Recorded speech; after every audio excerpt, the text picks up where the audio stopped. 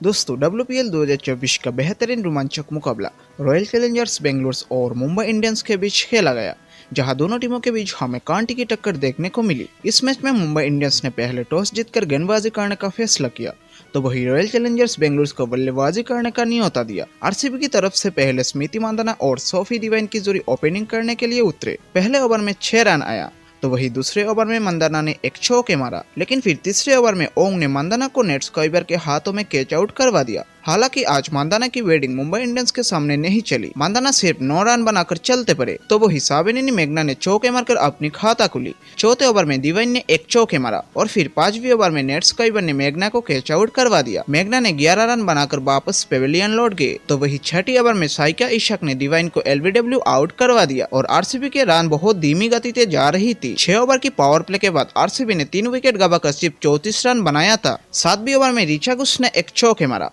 और फिर 9वीं ओवर में बस्त्रकार ने रिचा घुस को कैच आउट करवा दिया। 10वीं ओवर में एलिसा पेरी ने एक चौके और मोलिन्यूक्स ने एक चौके मारा, तो वही 13वीं ओवर में बस्त्रकार ने मोलिन्यूक्स को क्लीन बोल्ड कर दिया। 14वीं ओवर में एलिसा पेरी ने लगातार 2 चौके मारा और 15 ओवर के बाद आरसीबी ने 5 विकेट गवाकर 98 रन बनाया था।